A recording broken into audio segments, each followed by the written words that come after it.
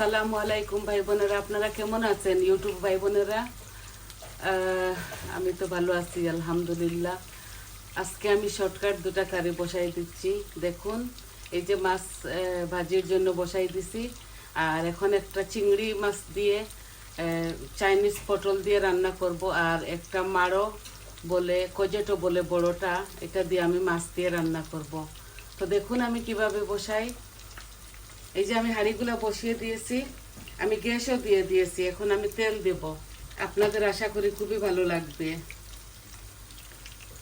মাছের মধ্যে বেশি তেল দিয়েছিলাম, আমি একটু কমিয়ে নিচ্ছি।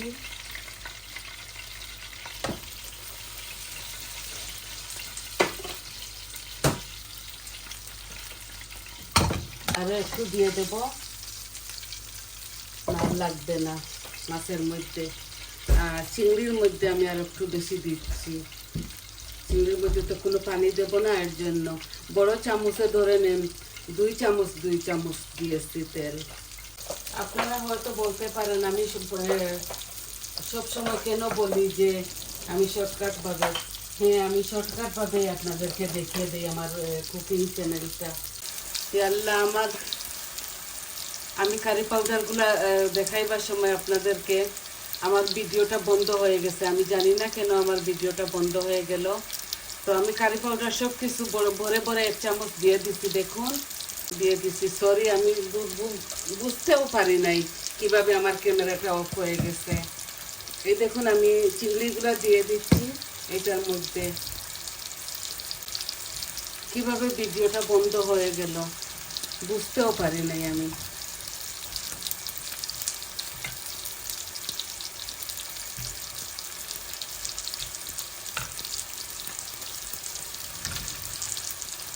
আমি দেখাতে পারি নাই আপনাদের মশলা, আর আপনারা তো জানেন কিভাবে দেওয়া।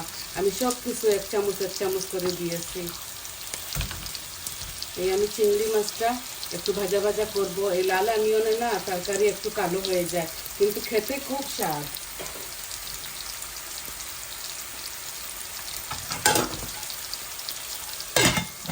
সরি, আমি বুঝতে পারি নাই আমার ক্যামেরাটা কেমনভাবে অফ হয়ে গেল। টাইফয়েডে ধোয়া তো। এই আমি লাউটা দিয়ে দিচ্ছি। দেখুন, লাউটা আমি দিয়ে দিচ্ছি। এটা লাউও না, মারো বলে এটাকে।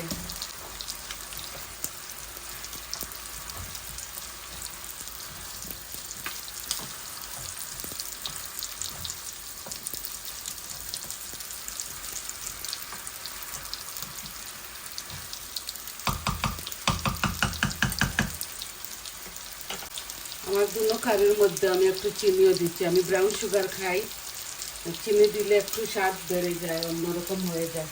আমি দুটোটার মধ্যে দিয়ে দিচ্ছি একটু একটু। এই মাছটা আমি এখন উঠাইয়ে দেব। আমার মাছটা ভাজা ভাজা হচ্ছে, হয়ে গেছে 1 পিঠ।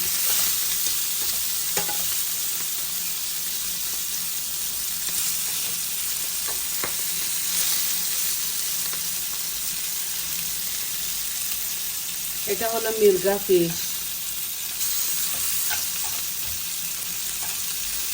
আগেই বসিয়ে দিয়েছিলাম। ওই মাছ ভাজা আর কি দেখাবো আপনাদেরকে। এটা তো শর্টকাট, আপনারা জানেন, সবাই পারেন।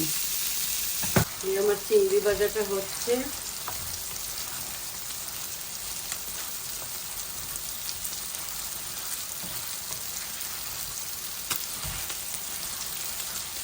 একটু বেশি দিছি চিংড়ি।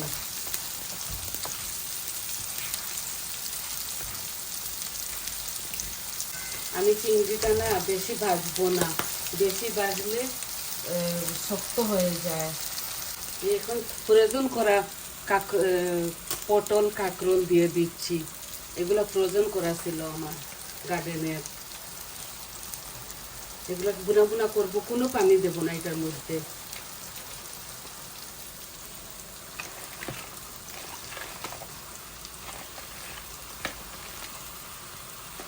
এখন তো সিজন শেষ হয়ে যাচ্ছে, গার্ডেনের জিনিসগুলো আপনাদেরকে তো দেখাই আমি বারে বারে।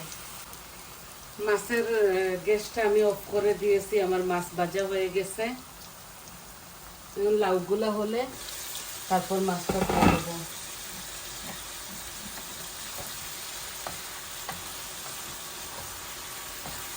লাউগুলো একটু গলতে দিই।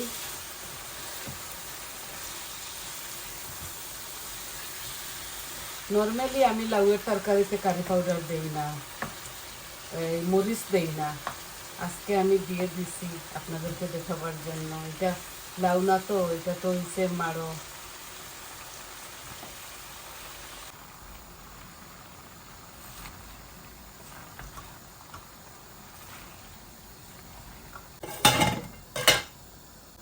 অসম্ভব গরম পড়ছে এখন, ভালো লাগতেছে, বাংলাদেশের মতো গরম লাগতেছে আমাদের বার্মিংহামে। এক সপ্তাহের জন্য এই গরমটা দিচ্ছে।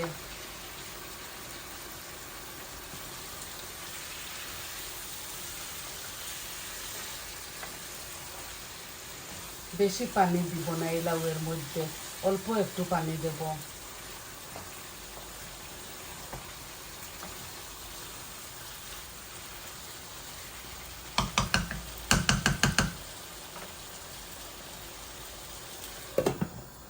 আমি একটু অনিয়ন আর গার্লিকের পাতা দিব, এখনই দিয়ে দিব।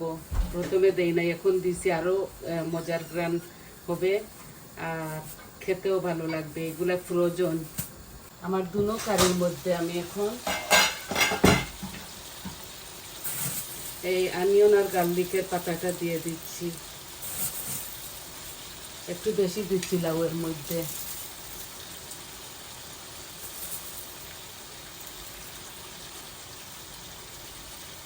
মাশাআল্লাহ, এত বেশি হয়েছে আমার গার্ডেনে, কি বলবো আপনাদেরকে। আর আমি সব কিছুতে খাই এই পাতাগুলো। এই দেখুন কতটা পানি উঠতেছে। এটা ফ্রোজন পটল তো, আর ফ্রেশ পটলেও পানি উঠে, অনেকটা পানি উঠে। আমি একটু জালটা বাড়িয়ে দিচ্ছি।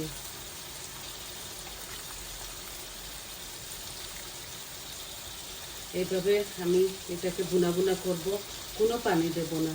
নামাবার সময় শুধু কাঁচামরিচ আর ধনে পাতা দিয়ে দেব।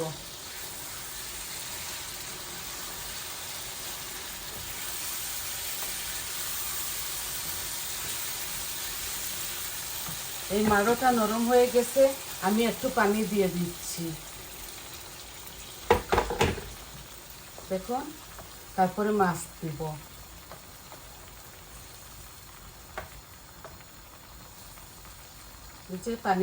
পানিটা একটু কম দিলাম, কিন্তু যে লাউয়ের মধ্যে পানি তো খাটে না, আর এটা লাউ না, মাড়ো, এর জন্য আমি একটু পানি দিছি। এটার মধ্যে কোনো পানি দেবো না। আমি মাছগুলা ঢেলে দিচ্ছি।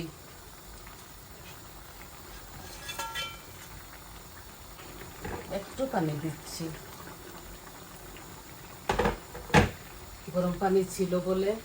এখন কাঁচামরিচটাও দিয়ে দিই।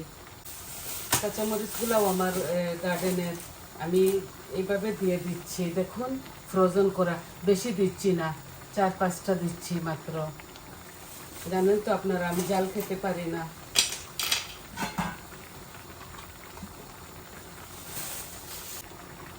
আর ফ্রোজেন ধনে পাতাও আমি মাড়োর মধ্যে দিয়ে দিচ্ছি।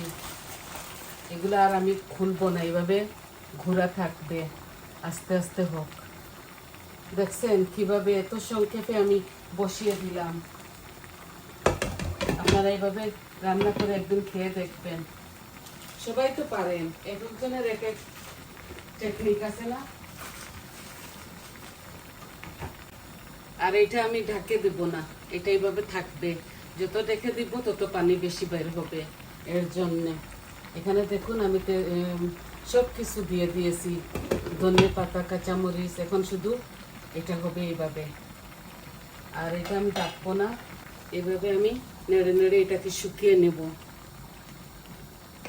সব কিছু তো দিলাম। এই চিংড়ি মাছটা না লাল হচ্ছে না, কারণ চিংড়ি মাছের তরকারিটা এইভাবেই হয়, কালারটা রেড দেখা যায় না। এভাবে হোক। তো আমি কাঁচামরিচগুলো দিয়ে দিচ্ছি। আর এই যে এখানে আমি বেশি না, 5-6টা হবে, কাঁচামরিচ দিচ্ছি, আমার তো শুধু শুধু জাল লেগে যায়। আর এটা উতরাচ্ছে, এই যে বলক এসে গেছে, আস্তে আস্তে হোক। এটাও আমি একটু ঢেকে দেই এভাবে। আশা করি আপনাদের খুবই ভালো লাগবে। আমি আরো একটু হাফ চামচের মতো দিয়ে দিচ্ছি, হাত দিয়ে দিলে ভালো হয়, এর জন্য ছিটিয়ে ছিটিয়ে দিয়ে দিচ্ছি।